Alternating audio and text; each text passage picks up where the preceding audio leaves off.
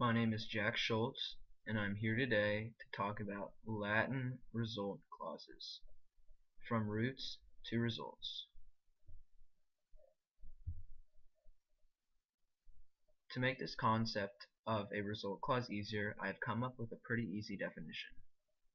Result clauses simply answer the question of what resulted based on an action of the MV or main verb.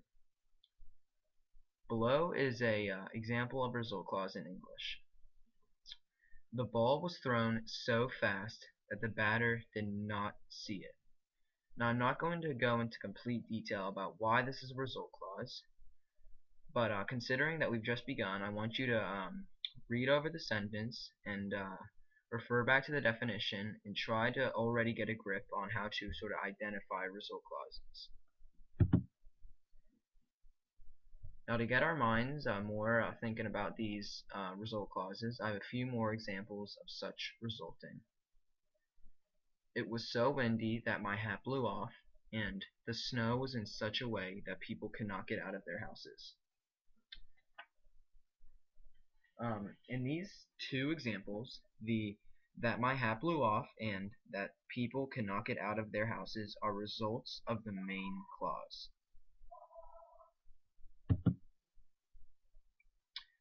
So now we're going to start getting into the nitty-gritty of result clauses. So we're going to start off by talking about result clauses in sentences. In any sentence with a result clause, the main clause establishes a subjunctive clause, usually with a signal word. The preceding subjunctive clause explains the outcome or result of the main part of a sentence.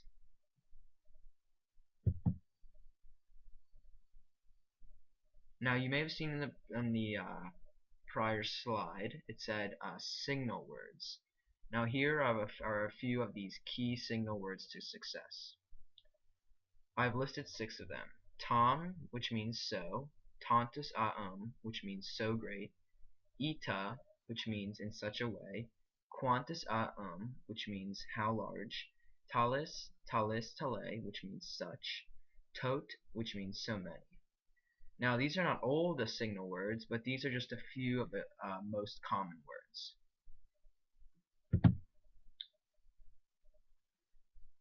Alright, now we're going to move on to the main verb in the indicative.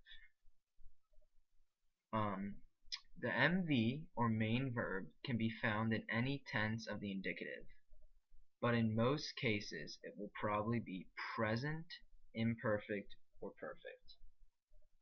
So I have an example below. Zeus erat Tom bonus ut, which we'll learn about in a second, occidit omni dis. This means Zeus was so good that he killed all the gods. Now maybe it's not such a good thing, but for the purposes of trying to understand this, I guess we'll just have to let it pass. But Zeus erat Tom bonus ut occidit omni dis. Now the main verb is erat, and that is in the imperfect subjunctive.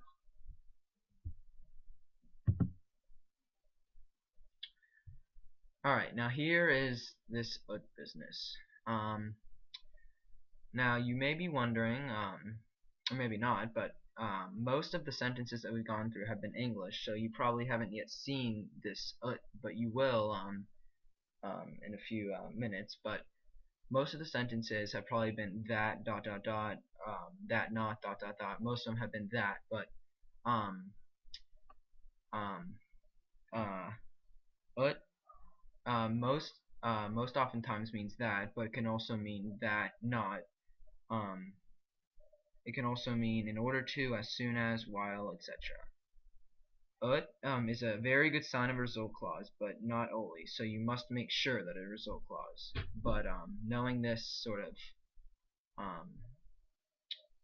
of branch to result clauses is a very important key. And I also have some just little sentences below, just of sort of the ut going onwards. Ut skiply means that student, so ut Romanus superaret means that he overthrew the Romans, and now we're going on to sort of this negative ut non Romanus superaret, that he did not overthrow the Romans. Now we're going to talk about the subordinate / ancillary verb in the subjunctive. The subordinate verb represents the time when the result happens. It's usually in the present subjunctive, perfect subjunctive, or imperfect subjunctive. So the present subjunctive is for a result in the present, as it states there. The perfect subjunctive is for a result in the past, and the imperfect subjunctive is for a prolonging result in the past. Now I have three sort of examples of, like I said earlier, ut on of the present, perfect, and imperfect subjunctives. Starting off with ut occidet Romans, meaning which is the present subjunctive. Ut occideret Romans, which is the perfect subjunctive, and ut occideret Romans is in the imperfect subjunctive. Now we're going to move on to some examples of result clauses in the wild. We're going to have one in English and one in Latin, plus a good old yo mama joke. So this Latin result clause says tantum erat clamor ut omnes fugiens, and it means the shout or the clamor was so great that all fled, or all started to flee. And the ut and erat are some of the key key facets that we learned earlier. So that's sort of once you see those, you're already sort of starting to think result clause, but you always have to double check. And the English result clause that I have here is Poseidon was so mad that he threw his trident. And so mad and that, as we mentioned earlier, are sort of two more key ones. And then to sort of end everything, we'll end it with a yo mama joke. Tua mater tot annos habet ut infantem Saturnum olim curare. Yo mama's so old she used to babysit Saturn. This is also known as the yo mama clause. Thank you.